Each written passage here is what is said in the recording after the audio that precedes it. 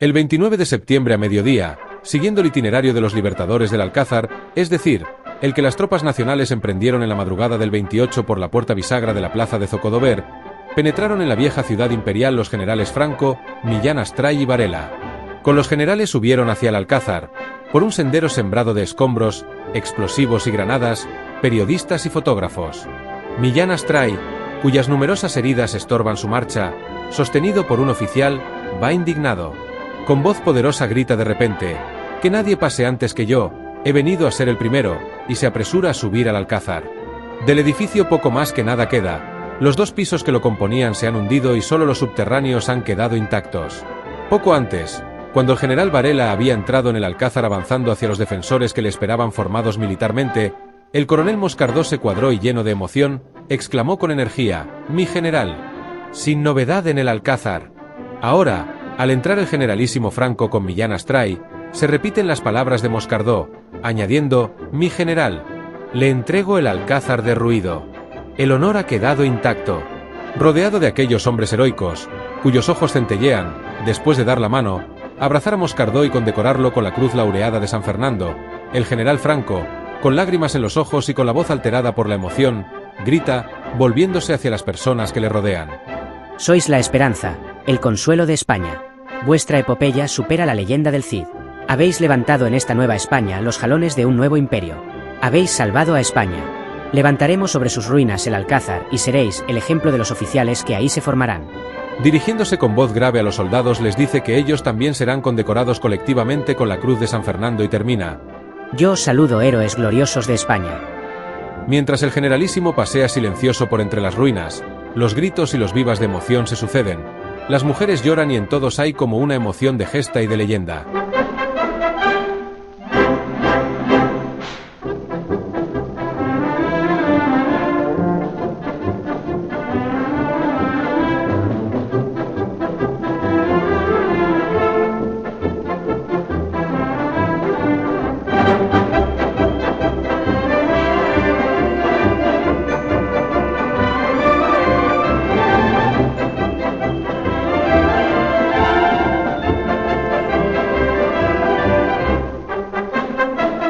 $1.800 personas se encerraron en el Alcázar con el firme propósito de resistir, en nombre de España, hasta la muerte. Los defensores fueron unos 1.000. El resto, mujeres, niños y personas no combatientes. 72 días resistiendo. Desde julio, cada uno en su puesto, que solo abandona, después de luchar hasta el último instante, el que recibe en su sangre más convencida de español, el beso sagrado de la muerte. 10 semanas de epopeya. Más de 6.000 granadas sobre el Alcázar. Más de 9.000 disparos de cañón. Bombas de aviación sin descanso. Contra 1.000 hombres. Muchos más de 12.000 cercándoles. Explosión de varias minas, una de 15.000 libras, de dinamita y trilita. El Alcázar completamente derruido. Y sin embargo, allí sus defensores. Sin permitir que el enemigo, pisándolo, profane su recinto.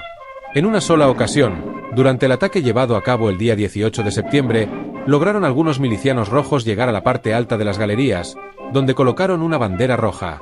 Pero fueron desalojados y la bandera capturada. En ella se leía: Radio Comunista. Durante el asedio, en el recinto del Alcázar se fue organizando la vida, como mejor se podía.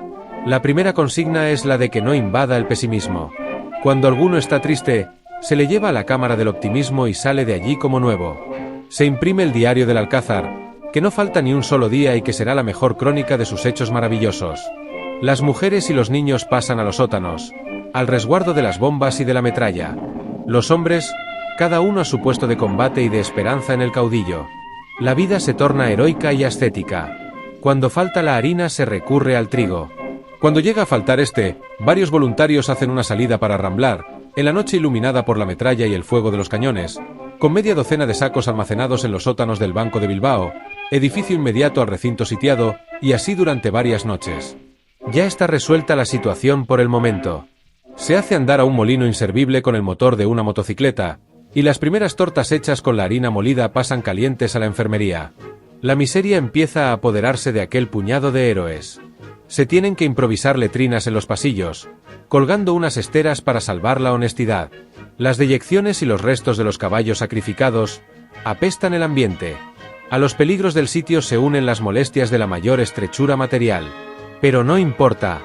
Los defensores se privan de lo más indispensable para que no falte nada a las mujeres y a los niños. En la enfermería es donde únicamente hay alimentos, pues los pocos que tenía el depósito de víveres de la Academia y los que la Aviación Nacional arrojó, se reservaron para los heridos y enfermos. Pero a última hora, solo se hacía en la enfermería comida especial para los heridos graves. También se organizan la vida religiosa y la sanitaria. Como no hay sacerdotes, 3 oficiales alternan como capellanes con la superiora de las Hermanas de la Caridad. Nunca mejor cumplidas las palabras de José Antonio.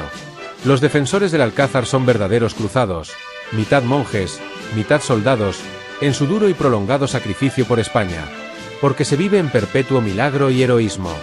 Los caídos durante el asedio van recibiendo santa sepultura. La sanidad improvisa también sus servicios, a pesar de la escasez de medios materiales, de modo excelente. De muerte natural solo mueren 2 ancianos de más de 70 años. Entre las mujeres y los niños no se da ni un solo caso de enfermedad. 3 médicos y un practicante, a la luz de una bujía improvisada con grasa de caballo y una hilacha en una lata de conservas, y con pésimos instrumentos quirúrgicos, hacen amputaciones de piernas y brazos, extracciones de metralla y asisten a las mujeres en 2 alumbramientos. A pesar de la atmósfera pestilente y sombría, ni un solo caso de infección. Y así un día y otro día, con valor que raya en locura y con hechos que son verdaderos milagros.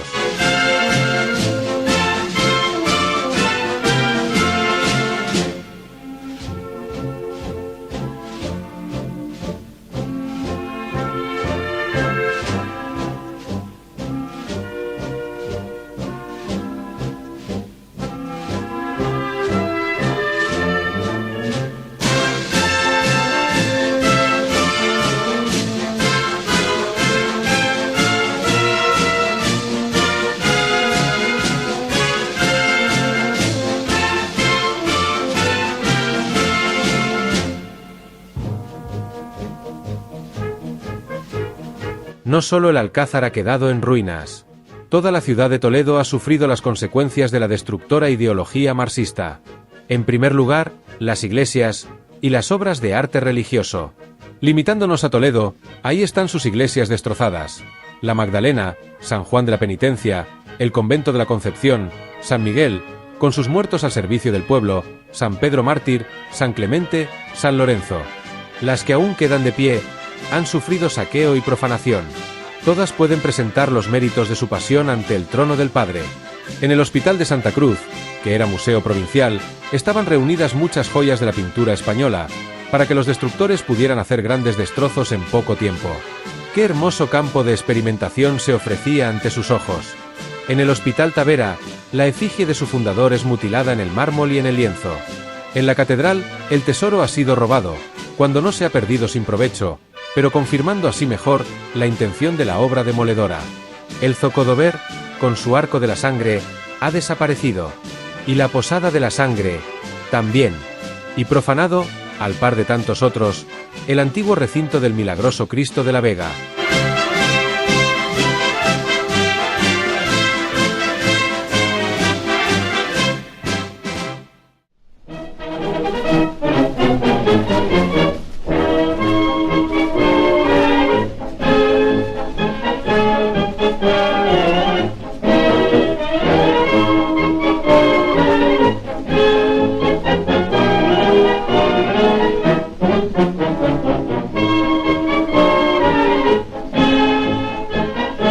Cuatro potentes columnas asediaron Toledo por distintos frentes.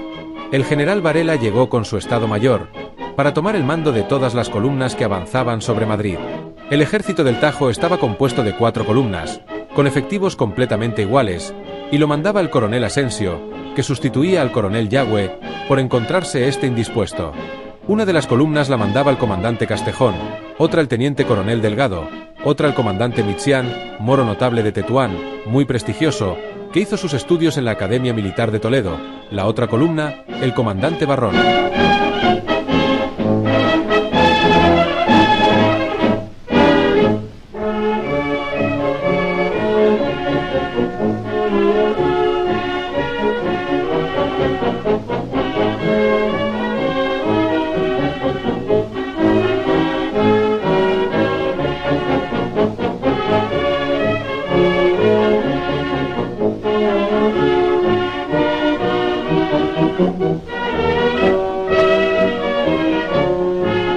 Las fuerzas rojas trataron de oponerse a la victoriosa marcha de las fuerzas de Franco sobre la imperial ciudad de Toledo. Talavera, Santa Olalla, Maqueda, Torrijas, voladura de la presa del Alberche para originar una inundación. Nada podía contener a las tropas y a las milicias nacionales, que avanzaban sobre montones de cadáveres, carne inocente puesta por la perfidia de los dirigentes rojos ante las bayonetas de los patriotas. En violento ataque hubieron de conquistar varios pueblos a 5 kilómetros de Toledo.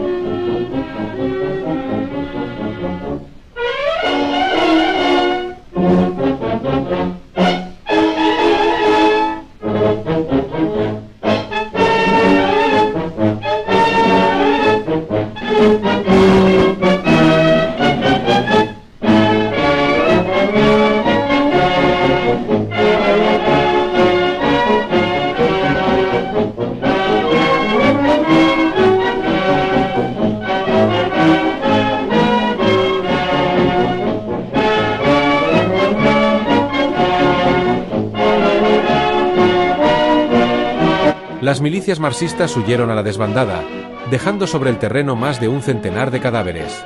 Todavía importantes contingentes se replegaron en dirección a Toledo, insistiendo en cortar la ofensiva de los nacionales, apoyados por la aviación roja, pero nuestros aparatos presentaron batalla a los aviones enemigos, siendo derribados 5 de estos.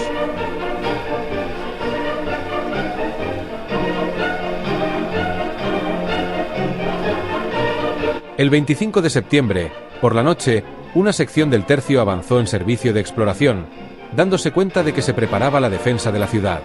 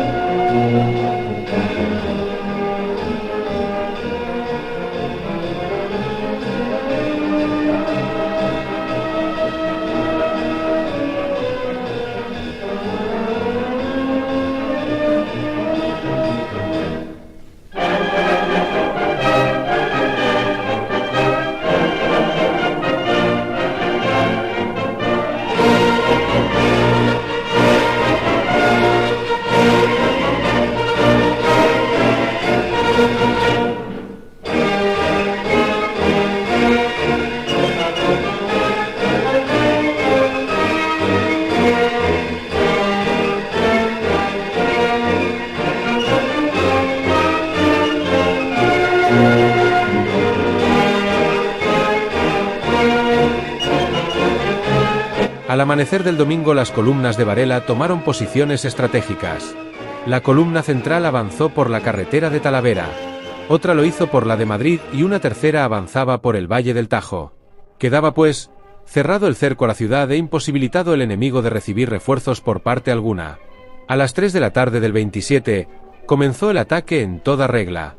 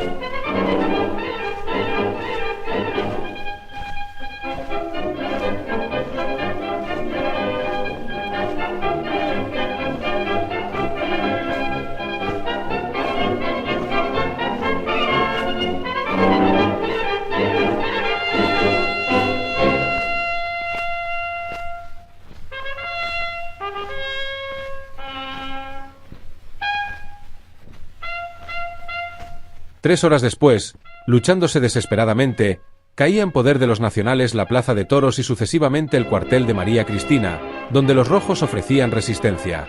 Fueron desalojados con bombas de mano y por medio de un asalto a la bayoneta. A las 8 de la noche se combatía en las calles, donde se habían atrincherado los milicianos. A las 9, las fuerzas del tercio de regulares que iban en vanguardia entraron en tromba, cargando la bayoneta, arrollando al enemigo y haciéndose dueños de la ciudad.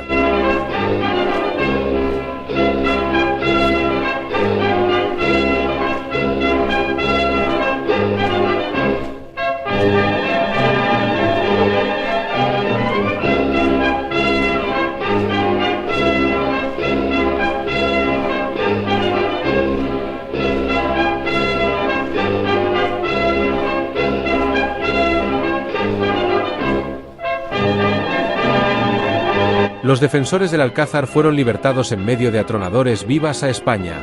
Los marxistas dejaron más de 300 cadáveres, y además de perder una ciudad, pasó a poder de nuestras fuerzas un formidable botín de guerra, que se procedió a clasificar y ordenar.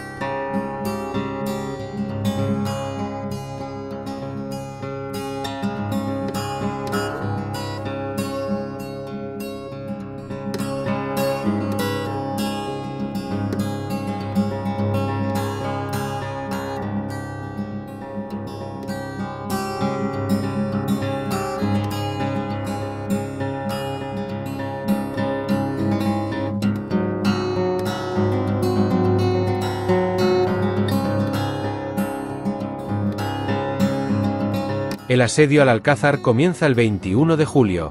La aviación empieza a hostilizar, y una columna mandada por Riquelme, el general que intentará después llevar al deshonor a los heroicos defensores, inicia el asalto, siendo derrotada con grandes pérdidas por la sección de tropas de la escuela de gimnasia al mando de algunos profesores, en total poco más de 30 hombres.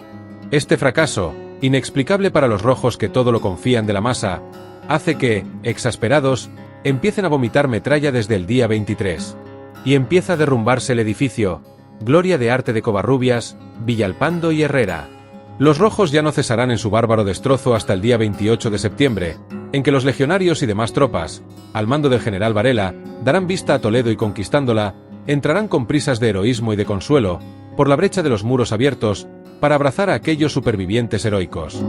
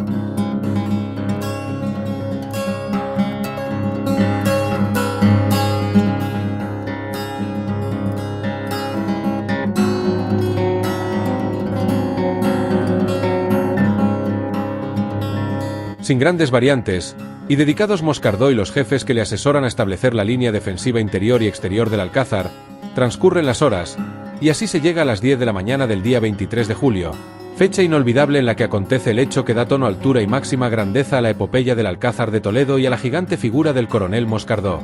Sucintamente, porque añadirle ni un solo rasgo literario, fruto del artificio de la imaginación, equivaldría a obscurecer el refulgente brillo de esta escena inolvidable, el hecho tal y como ocurrió. A las 10 de la mañana repiqueteó en el despacho del coronel Moscardó el timbre del teléfono. Se halla este rodeado de varios de los jefes del Alcázar, entre ellos el teniente coronel Tuero, el teniente coronel Romero y varios oficiales. Alba, Aguilar, Cuartero. Uno de ellos ha tomado el teléfono en sus manos y dirigiéndose a Moscardó le dice: Mi coronel, le requieren a usted desde la Diputación Provincial. Moscardó se levanta de su asiento y va al aparato. Aquí el coronel Moscardó, comandante militar de Toledo. ¿Quién está al aparato? Soy el jefe de las milicias socialistas. Tengo la ciudad en mi poder, y si dentro de 10 minutos no se ha rendido usted, mandaré fusilar a su hijo Luis, que lo he detenido, y para que vea es así, él mismo le hablará. A ver, que venga Moscardó. En efecto, el padre oye a su hijo Luis, que le dice tranquilamente por el aparato: Papá, ¿cómo estás? Bien, hijo mío. ¿Qué te ocurre? Nada de particular. Que dicen que me fusilarán si el Alcázar no se rinde, pero no te preocupes por mí. Mira, hijo mío. Si es cierto que te van a fusilar, encomienda tu alma a Dios, da un Viva Cristo Rey, y otro Viva España, y muere como un héroe y mártir. Adiós, hijo mío, un beso muy fuerte. Adiós, papá, un beso muy fuerte. A continuación se oye nuevamente la voz del jefe de milicias preguntando: ¿Qué contesta usted? El coronel Moscardó pronuncia estas sublimes palabras: Que el Alcázar no se rinde y que sobran los 10 minutos.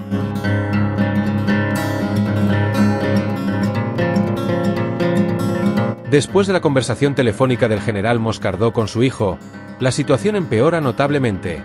Los rojos estrechan el cerco con saña imponente. También cortan la luz y los defensores tienen que empezar a improvisar todas las cosas indispensables, que solo consiguen el ingenio y la fe en el triunfo final.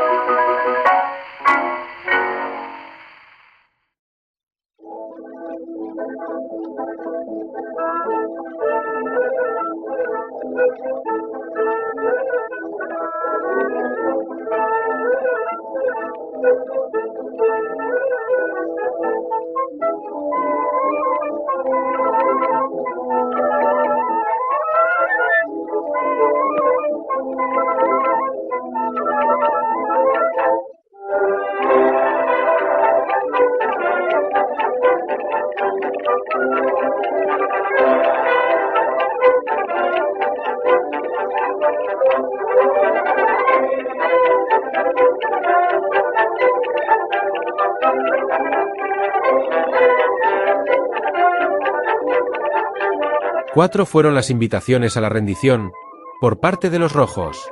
La primera la hizo el general Riquelme, que sin duda olvidó por un momento lo que era el honor militar cuando la propuso por teléfono, con falsos halagos, al entonces coronel Moscardó.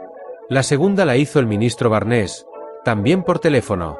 Empleando sus artes melifluas de viejo institucionista, pedía la rendición en nombre del arte, que ya habían pisoteado y destruido los suyos. La tercera se hizo por medio de un emisario, el comandante de infantería rojo, antiguo profesor de la academia, al que prometieron respetar los nuestros y así lo cumplieron. Con los ojos vendados llegó hasta la presencia de Moscardó, y allí en nombre del gobierno rojo ofreció lo siguiente: respetar la vida de las mujeres y los niños, que podrían evacuar sin riesgo alguno. Respetar, asimismo, la vida de los soldados, los que quedarían licenciados, y someter a los oficiales al juicio de los tribunales. Naturalmente, se le contestó que no se rendían, estando dispuestos a permanecer en el Alcázar hasta morir. La más emocionante fue la visita del padre Camarasa. Este les dijo misa, les dio la comunión y les absolvió in articulo mortis, dirigiéndoles la palabra del modo más derrotista y patético. No fue únicamente su misión religiosa lo que le llevaba al Alcázar, sino la política de reiterar una vez más la invitación para que se rindiesen. Más cauto, la invitación iba dirigida a las mujeres y a los niños en especial. El general Moscardó no quiso coaccionar a nadie. Preguntada una de ellas, respondió en nombre de todas, que rechazaban enérgicamente el salir de allí si no era con los hombres, y que estaban dispuestas a morir con los defensores. Habían desplazado de Asturias los rojos a sus mejores mineros. Como con sus disparos a distancia y sus bravatas detrás del parapeto no conseguían rendir a los sitiados, emplearon el cobarde procedimiento de siempre, que no exige el asalto a pecho descubierto, la mina subterránea para volar el edificio. Una bomba de 5.000 kilos, de dinamita y trilita, iba a derrumbar todo el Alcázar. Después, ellos acabarían con los supervivientes por medio de una granizada de bombas de mano. Pero los sitiados presienten los acontecimientos. Después de colocar a las mujeres y a los niños, en la parte opuesta a la de la mina, cada uno ocupa su lugar fijado por el mando, y se da la orden de que la gota de sangre hay que derramarla matando.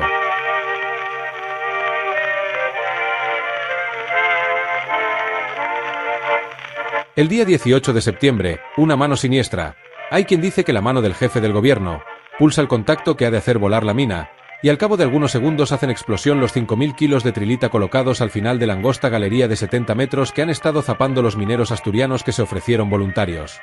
Una inmensa nube de humo y de polvo puebla no solo la atmósfera del Alcázar, sino la de toda la ciudad imperial. Los héroes, durante varios segundos, permanecen tendidos en el suelo en las galerías que cada grupo tiene asignado como refugio. Al cabo de unos escasos momentos, una voz recia, que se va repitiendo de sótano en sótano, grita: «Todo el mundo en pie, todo el mundo a reforzar los puestos». Y en efecto, como un solo hombre, aquellos bravos se lanzan, una vez más, a dar el pecho a la muerte, a contener, a fuerza de brío y de corazón, el seguro asalto que habrán de intentar los enemigos.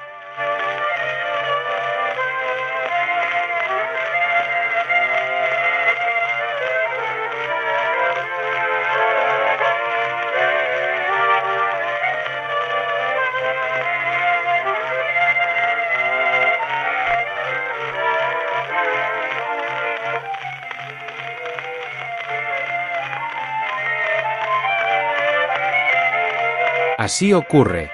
No habían transcurrido 10 minutos después de la explosión de la mina.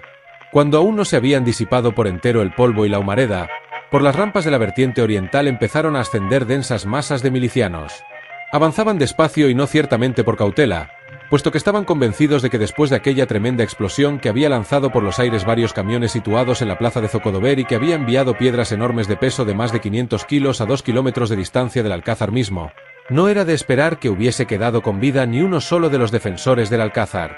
Así pues, la lentitud de su progresión por aquellas cuestas era solo debida a la cantidad enorme de escombros, grandes piedras, hierros retorcidos, maderas y desde luego buen número de proyectiles, granadas de artillería y aviación y bombas de mano sin estallar que se oponían constantemente a su paso. Pero ya estaban seguros de llegar a tiempo. Ya estaban totalmente convencidos de que aquel drama heroico había por fin terminado. Y así, cuando se encontraban muy cerca de los derruidos muros del Alcázar, y cuando incluso algunos grupos de los más audaces guardias de asalto habían conseguido, gateando por la rampa y entre los cascotes, situarse en el primer piso, en lo que fue Torreón del Noreste, empezaron todos a entonar la Internacional, seguros de que esta vez al cantar aquel himno extraño cantaban victoria cierta. De improviso, una descarga cerrada, seguida de tremendo crepitar de fusiles y ametralladoras y de explosiones secas de bombas de mano, pobló el espacio. Eran los defensores del Alcázar que aún estaban con vida o que habían resucitado para recibir, con el denuedo acostumbrado, a los asaltantes. El pánico fue indescriptible. Los más emprendieron la fuga, incluso echándose a rodar pendiente abajo. Otros no consiguieron salvarse de aquel fuego mortífero seguro, que casi a boca de jarro les dirigían los nacionales. 282 cadáveres se dejaron los rojos en aquellas pendientes y se escucharon aquel día sin cesar los tristes lamentos de los heridos que corresponden a esta proporción de muertos, es decir, más de 1500, y que no pudieron llevarse en su loca retirada.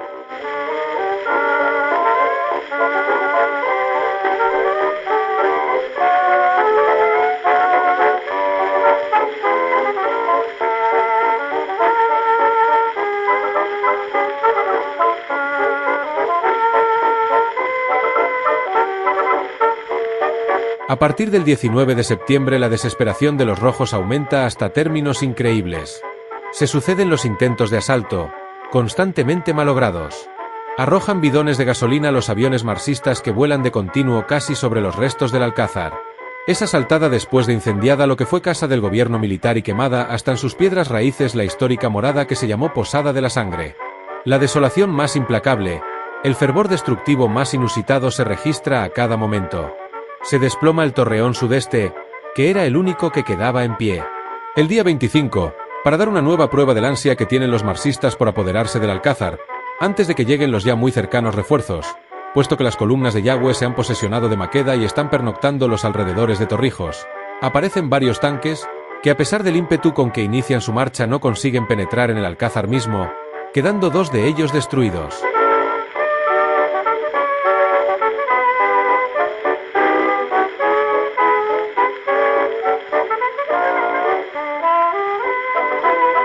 Al fin, el día 26, los cercados tienen la prueba más terminante de que ya es inminente, segura, la hora de su liberación, porque las baterías rojas de los Alijares y de la dehesa Pinedo a media mañana dejan de disparar sus cañones contra lo que fue Academia de Infantería.